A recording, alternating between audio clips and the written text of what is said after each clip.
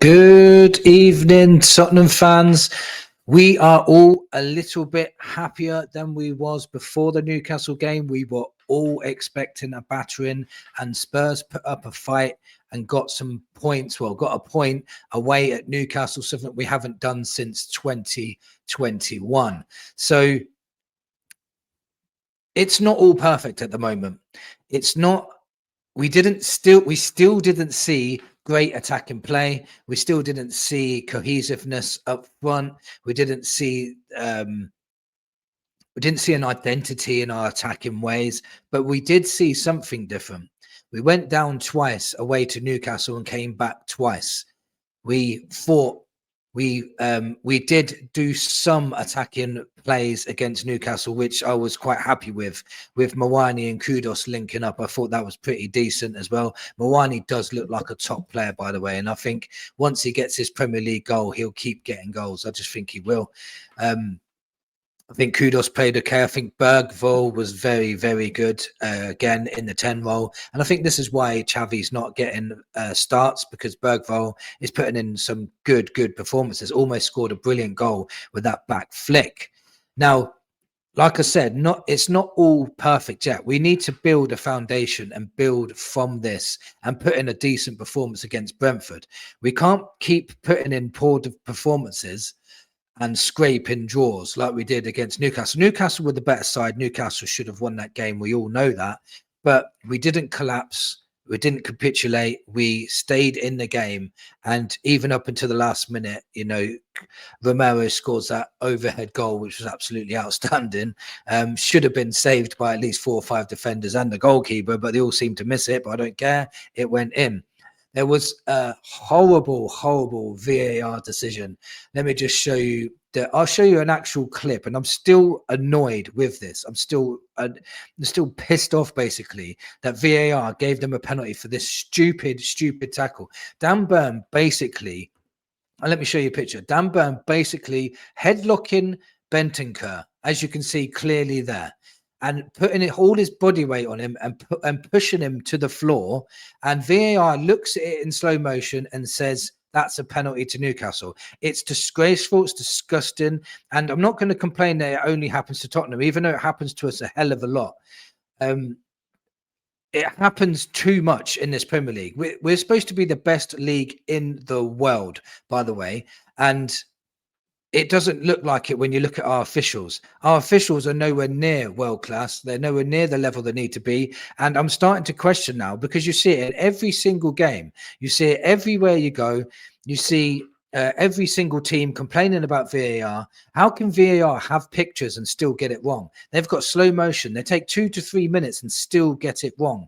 So there's only one solution to this. There's only one answer as to why this keeps happening, and that's because it's done on purpose. You can't accidentally get things wrong time and time again, unless they just don't understand the rules themselves or understand it. Because if you look at Spurs themselves before, they had, I can't remember if it was Van der Ven or Brennan Johnson. They got completely blocked off in the penalty area. The player that was marking him, I think it was against Arsenal, actually. You have to let me know in the comments if I'm right. He wasn't looking at the ball at all. He was facing the Tottenham player, and he literally just rugby tackled him to the floor, and VAR said no penalty.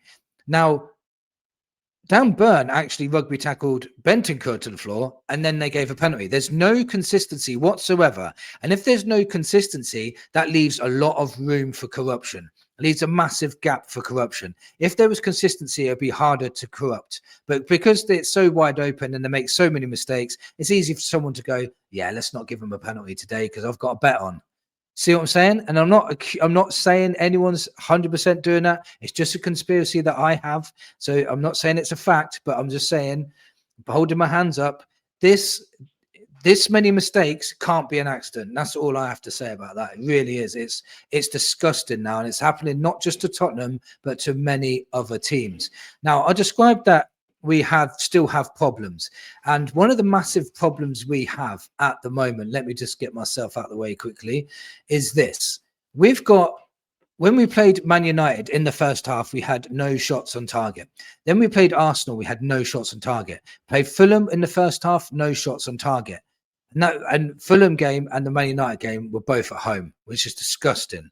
And then against Newcastle, again, the game that we're happier about because we got a point from, because we don't normally get wins there and we don't normally get anything from there. We were happy with it, but still, look at half time. No shots on target by half time. I know that completely changed in the second half, but we can't keep being a one half team. We just can't.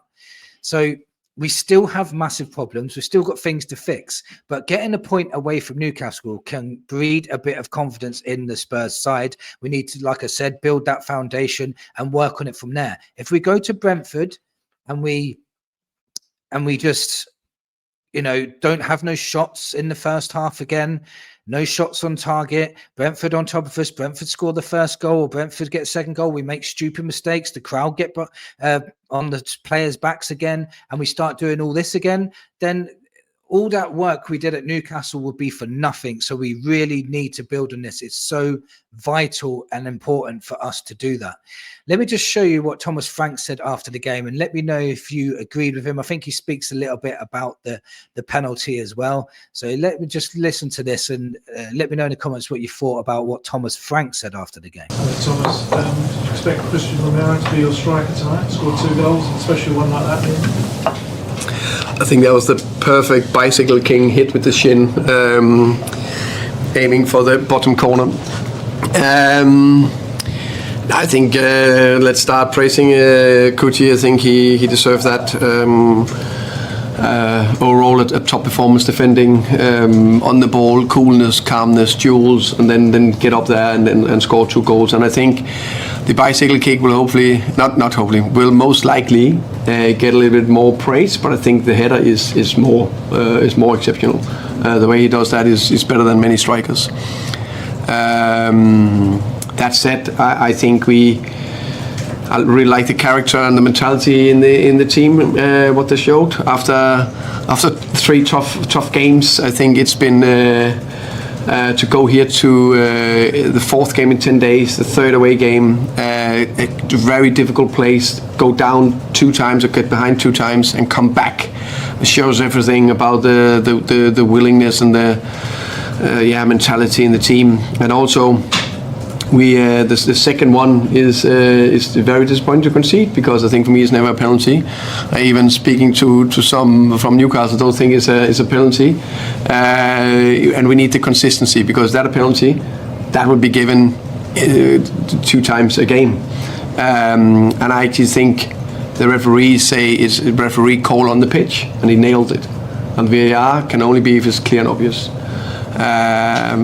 but I want to speak about us and the mentality coming back, and a great point away from home. I'm happy with that, and I think our fans, exceptional, traveling 3,000 up here, the way they support us throughout the game, singing, and also heard them singing and praising Vic throughout the game.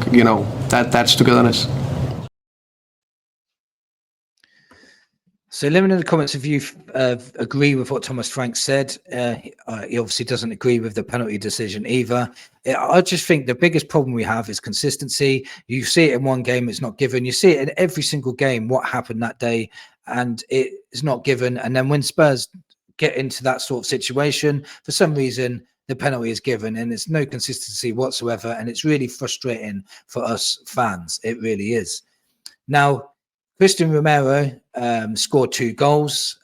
He got us a point for the first time in a few years against Newcastle away, and he still wants to have a fight. I'll show you a little video of Romero getting a little bit angry, and him saying that him having an argument with the Newcastle fans afterwards, after he's already the hero, he's still arguing with them. And then you'll see Matisse tell him saying that, trying to push him away, so showing a bit of intelligence to say stop it because you've got a yellow card, you're probably going to get sent off. And then you'll hear the Spurs fans really backing the boys, which we're really going to need against Brentford soon. So let me just play that for you quickly.